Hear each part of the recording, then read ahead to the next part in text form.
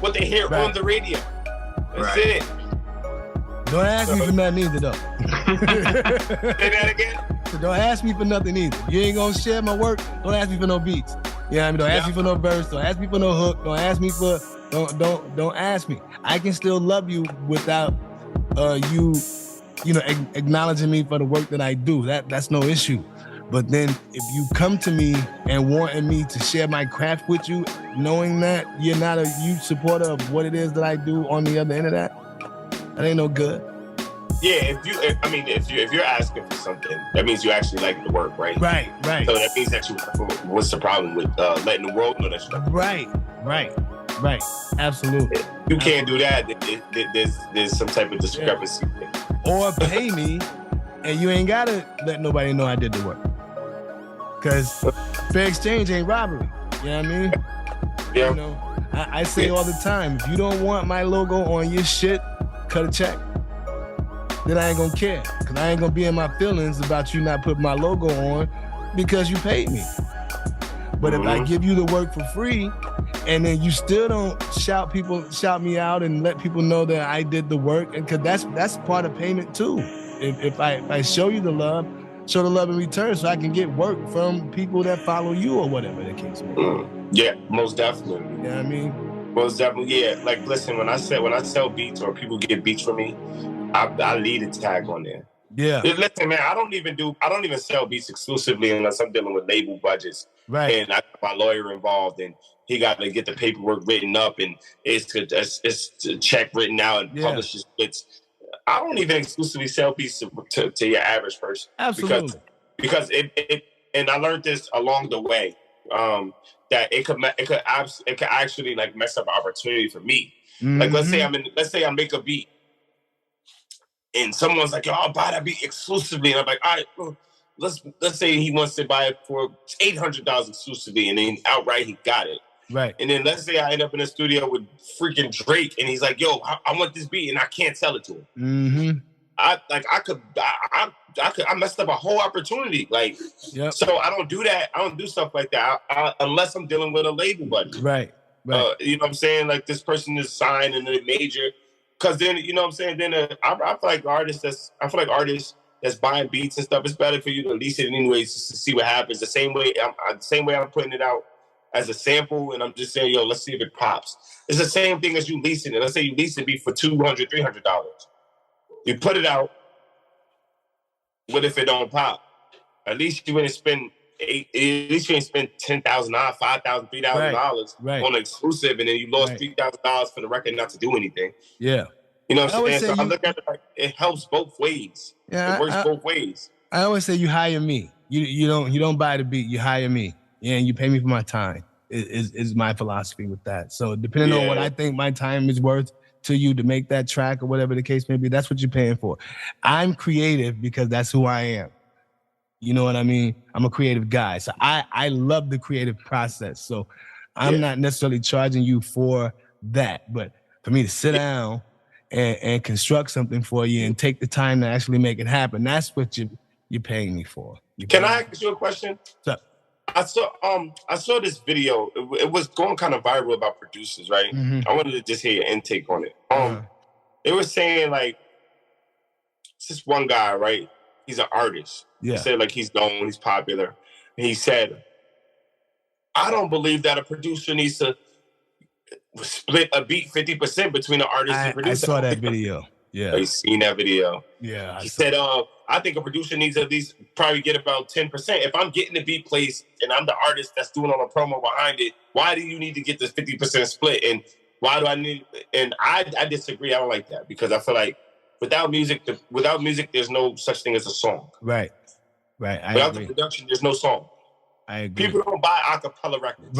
Right. You know what I mean? I agree with that. It's never been a thing in history. It helps narrate the story. You're right. Exactly. I agree with that. Music. Without music, there's no such thing as a record. Yeah. Period. Yeah. You know what I'm saying? So I just didn't agree with that. I just think that they think that we're putting in less work and they got to put in more work. Nah, it's not that. It just goes that way. It just seems like that. You know what I tell people that think that way? Mm-hmm. You go and make the beat. Right. You should make the beat. And then, and you can knock all of the ways you think out the box. Yep. You can knock it all out the box, and you can make the beat. You're like, damn, I can't make the beat. I need you. All right, so you gotta. Absolutely. What's your take on that? The exact same. I think people should be paying these producers and splitting the royalties and things of that nature. I think it's only right, because a lot of times producers aren't artists, so they don't really have a way to go out and market the track. They're not on stage, you know what I mean, doing those type of things. You know what I mean? Oh, but that was it.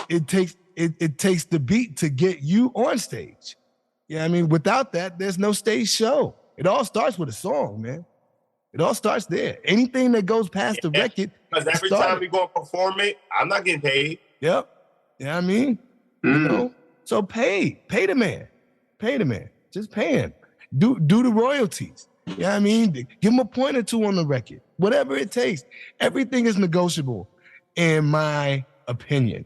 We can negotiate anything as far as that's concerned, but at least be willing to sit down at the negotiation table and do it. Play my beat and make money for it, and then we can talk. Absolutely. If I go on stage and play the beat, just like you go and record, just like you go and rap the song, we can go do it separate ways, and I can play the beat and get the same amount of money. Be good. Yep. But we can't do that. Right. Unless I'm out here making Khaled mixtapes. You know, if we're doing that whole business, you know what I mean? That's. But again, I say everything is negotiable. Everything. Nothing is left off the negotiations table as far as I'm concerned.